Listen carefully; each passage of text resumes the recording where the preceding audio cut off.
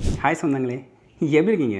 நேற்று ஃபோர்ப்ஸ் மேகசினில் இந்த மாதிரி ஒரு தலைப்பில் அவங்க ஒரு நியூஸ் ஆர்டிக்கலை ரிலீஸ் பண்ணியிருக்காங்க. அதை பாருங்களேன். Trump officials now restricting all legal immigration categories அப்படிங்கிற தலைப்பில் அவங்க வந்து ஒரு பர்சன்டேஜ் நம்பரை வந்து கொடுத்துருக்காங்க. அதாவது 33%லேருந்து 50% வரைக்கும் எல்லா லீகல் கேட்டகரிஸ்லும் வீசாஸ் வந்து ரெஸ்ட்ரிக்ட் பண்ணப்படும் அப்படிங்கிற மாதிரி அந்த ஆர்டிக்கல் சஜஸ்ட் பண்ணுது. அண்ட் இந்த நம்பர் தான் இப்போ என்ன பண்ணுறாங்கன்னா, நீங்கள் ட்விட்டரில் போனீங்கன்னா, அதாவது எக்ஸ் வலைதளத்தில் போனீங்கன்னா எல்லாருமே வந்து ஷேர் பண்ணிகிட்டு இருக்காங்க. கன்சர்னாக இருக்க மக்களும் ஷேர் பண்ணுறாங்க.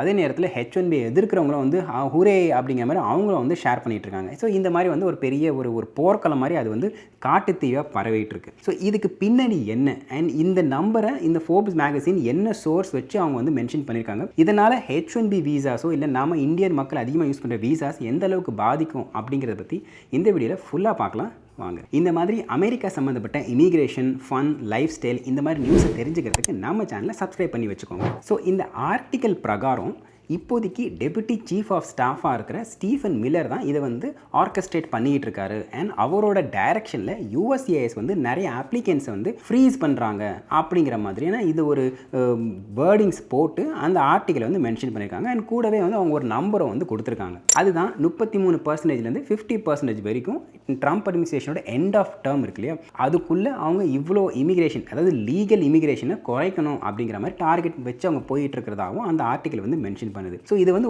ஒரு மக்கள் பெர்ஸ்பெக்டிவ்ல பார்த்தீங்க அப்படின்னா 1.5 மில்லியன்லேருந்து கிட்டத்தட்ட 2.5 மில்லியன் அளவுக்கு வந்து லீகல் இமிகிரன்ட்ஸ் வந்து கம்மியாக்கப்படும் அப்படிங்கிறது தான் அவங்க சொல்கிற அந்த பர்சன்டேஜ் நம்பரை நம்ம டேரெக்டாக பீப்புளாக வச்சு பார்த்தோம்னா அத்தனை பேர் வருது. அண்ட் இது இப்போதைக்கு வந்து அந்த இமிகிரண்ட் கம்யூனிட்டி மத்தியில் ஒரு பேனிக்கை வந்து உண்டு பண்ணுது. எனக்கு தெரிஞ்ச நிறைய ஃப்ரெண்ட்ஸே வந்து ஓகே இதுக்கப்புறம் H1Bஸ்லாம் வந்து ஏற்கனவே ஷேக்கியாக தான் இருக்குது, இதுக்கப்புறம் அவ்வளோதானா அப்படிங்கிற அளவுக்குலாம் வந்து பேச ஆரம்பிக்கிறாங்க. அந்த மாதிரி தான் இந்த நியூஸ் மீடியாக்கெல்லாம் பார்த்தா அது வந்து ரொம்ப ஸ்கேரியான ஒரு ரிப்போர்ட் அவங்க வந்து ப்ரொஜெக்ட் பண்ணுறாங்க. அந்த ஆர்டிக்கலை நானும் வந்து ஃபுல்லாக படித்தேன். அதில் கொடுத்த நம்பர்ஸ்லாம் வச்சு பார்க்கும்போது ஐ திங்க் இதுக்கப்புறம் வந்து அவ்வளோதான் அப்படிங்கிற மாதிரி தான் இந்த நியூஸ் மீடியாக்கெல்லாம் நாம் வந்து நினைக்கணும் அப்படிங்கிற மாதிரி தான் இந்த ரிப்போர்ட்ஸ்லாம் வந்து இருக்குது. ஆனால் உண்மை நிலவரம் அது கிடையாது. இப்போ இந்த 33% to 50% அப்படின்னு அவங்க கொடுத்துருக்க நம்பர் வந்து சும்மா ரேண்டமாக கொடுத்த நம்பர் இல்லை. அவங்க வந்து ஒரு ப்ரொசீஜரை ஃபாலோ பண்ணி இருக்கிற ஒரு ரிப்போர்ட் எல்லாம் எடுத்து கொண்டு வந்து அது மூலிமா அவங்க அந்த கன்க்ளூஷனுக்கு அரைவ் பண்ணியிருக்காங்க. அந்த நம்பர் வந்து ரியல் நம்பர் தான், இதில் வந்து எந்த ஒரு மாற்றமும் கிடையாது. ஆனால் ப்ராப்ளம் இங்கே என்னன்னு பார்த்தீங்கன்னா,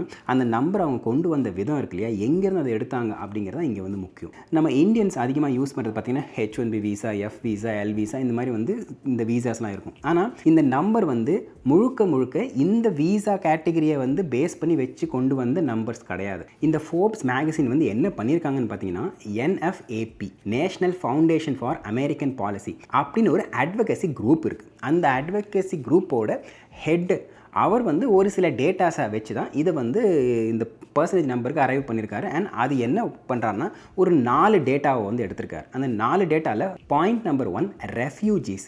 ஆக்சுவலாக ட்ரம்ப் அட்மினிஸ்ட்ரேஷன் வந்தவொடனே அவங்க இந்த ரெஃப்யூஜிஸை வந்து கொஞ்சம் லிமிட் பண்ணணும் அப்படிங்கிறதாங்க நிறைய ரூல்ஸ் அண்ட் ரெகுலேஷன் கொண்டு வந்தாங்க. அதன் மூலிமா ஒரு சர்டன் நம்பர் ஆஃப் பீப்புளை வந்து ரெஸ்ட்ரிக்ட் பண்ணாங்க இல்லையா, அந்த சர்டன் நம்பர் ஆஃப் பீப்புள் தான் இவங்க எடுத்திருக்கிற ஃபர்ஸ்ட் டேட்டா பாயிண்ட். அண்ட் ரெண்டாவது டைவர்சிட்டி வீசா லாட்ரி. நம்ம ஏற்கனவே தெரியும் DV வீசா லாட்ரின்னு சொல்லிட்டு ஒரு தனி கேட்டகரி இருக்குது. அது இந்தியாவுக்கு வந்து அது அப்ளிகபிள் கிடையாது, ஏன்னா மற்ற கண்ட்ரீஸ்க்கெல்லாம் அப்ளிகபிள் இருக்கும். ஸோ அந்த கண்ட்ரீஸ்லேருந்து இந்த டைவர்சிட்டி வீசா லாட்ரி ஏற்கனவே எலிஜிபிள் ஆகிட்டு அந்த லாட்ரி ப்ராசஸில் அவங்க செலக்ட் ஆகி இதுக்கப்புறம் வந்து க்ரீன் கார்டு வாங்குறதுக்கு ரெடியாக இருந்தவங்கள ட்ரம்ப் அட்மினிஸ்ட்ரேஷன் என்ன பண்ணாங்கன்னா, இல்லை இந்த டைவர்சிட்டி வீசா கேட்டகரியை நாங்கள் எலிமினேட் பண்ணுறோம் அப்படிங்கிற மாதிரி அதை வந்து ரெஸ்ட்ரிக்ட் பண்ணாங்க. அந்த நம்பர்ஸ் வந்து ரெண்டாவது கேட்டகரியை இவங்க எடுத்துக்கிட்டாங்க. அண்ட் மூணாவது ஒரு 75 கண்ட்ரீஸ் வந்து இப்போ பேண்ட் லிஸ்ட்டில் இருக்குது. ஒரு சர்டன் டிகிரி வேரியிங் டிகிரியில் வந்து பேண்ட் லிஸ்ட்டில் இருக்குது. அந்த கண்ட்ரியில் இருக்குது ஃபேமிலி பேஸ்டு க்ரீன் கார்ட்ஸ், அவங்க வந்து இது வாங்குறதுக்கு எலிஜிபிள் இல்லை அப்படிங்கிற மாதிரி ஒரு சில சர்டன் கண்ட்ரீஸ்லாம் வந்து பேண்ட் லிஸ்ட்டில் இருக்குது. இது நம்ம சேனல் நிறைய வந்து பேசியிருக்கோம்.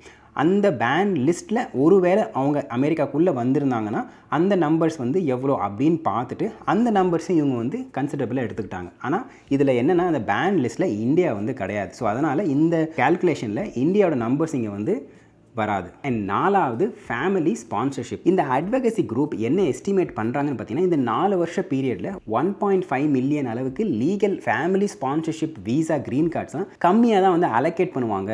அதனால் அந்த நம்பர்ஸையும் இவங்க எடுத்துக்கிட்டாங்க. ஸோ இந்த 4 நம்பர் இருக்கு இல்லையா, இந்த 4 நம்பரை ஒன்றா வச்சுட்டு இத்தனை பேரை வந்து ரெஸ்ட்ரிக்ட் பண்ணியிருக்காங்க. அண்ட் இதே வந்து கண்டினியூ ஆச்சு அப்படின்னா இந்த அட்மினிஸ்ட்ரேஷனோட எண்ட் ஆஃப் த டேர்மில் இவ்வளோ பேர் வந்து அவங்க ரெஸ்ட்ரிக்ட் பண்ணியிருப்பாங்க. ஸோ நார்மலாக இவ்வளோ வந்திருக்கணும் அண்ட் இவ்வளோ ரெஸ்ட்ரிக்ட் பண்ணுறாங்க, அது எவ்வளோ பர்சன்டேஜ் அப்படின்னு பார்த்துட்டு அவங்க வந்து 33%லேருந்து 50% வரைக்கும் லீகல் இமிக்ரேஷனை அக்ராஸ் ஆல் கேட்டகரிஸில் குறைக்கிறாங்க. இது இப்படியே போச்சுன்னா இது குறைஞ்ச மாதிரி ஆகும் அப்படின்னு அவங்க எஸ்டிமேட் பண்ணுறது தான் அந்த பர்சன்டேஜ் நம்பர். அண்ட் இப்போ இந்த நான் மேலே 4 பாயிண்ட் சொன்னேன் இல்லையா, 4 அவங்க ரிசர்ச்சுக்கு எடுத்துக்கிட்ட அந்த நம்பர்ட்டு, அந்த 4 நம்பர்லேயும் இந்தியன்ஸ் எவ்வளோ இம்பேக்ட் ஆகுறாங்கன்னு பார்த்தீங்கன்னா அந்த சாம்பிள் டேட்டாவில் இந்தியன்ஸ் வந்து ரொம்ப கம்மியான ரேஷியோவில் தான் இம்பேக்ட் ஆவாங்க. ஒரு சில கேட்டகரி இந்தியாவுக்கு வந்து அப்ளிகபிளே கிடையாது. ஸோ அதனால் இவங்க சொன்ன இந்த 33 to 50% பார்த்துட்டு ஓகே நம்ம H1Bக்கும் இது பிரச்சனை ஆகுமா இல்லை L1க்கும் பிரச்சனை ஆகுமா அப்படின்னு பயப்பட தேவையில்லை. எஸ், H1Bலேயும் L1லேயும் இப்போ வந்து எல்லா வீசா கேட்டகரிலையும்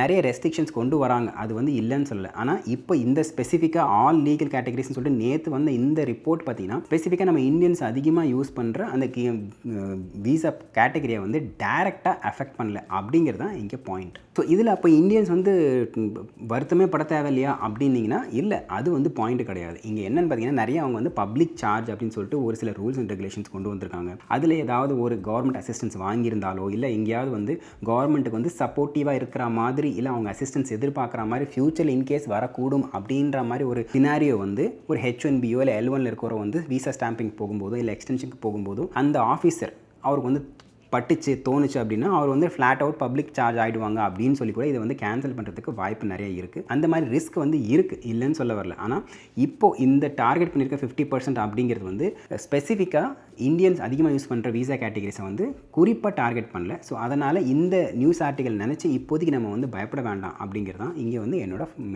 மெயினான பாயிண்ட். அண்ட் நான் மேலே சொன்ன இந்த இன்ஃபர்மேஷன் ஏதாவது உங்களுக்கு வந்து மாற்று கருத்து இருந்தாலோ இல்லை உங்களுக்கு எதாவது வந்து இல்லை நீங்கள் 1-2 பாயிண்ட்டை மிஸ் பண்ணிட்டீங்க அப்படின்னு நீங்கள் ஏதாவது பாயிண்ட் ஆட் பண்ணணும்னு நினச்சாலோ தாராளமாக வந்து கமெண்ட் செக்ஷனில் சொல்லுங்கள், தெரிஞ்சுக்கலாம். அண்ட் இந்த வீடியோவில் சொன்ன இன்ஃபர்மேஷன் உங்களுக்கு யூஸ்ஃபுல்லாக இருந்துச்சுன்னா லைக் அண்ட் ஷேர் பண்ணுங்கள். ஸோ நம்மளோட சப்ஸ்கிரைப்.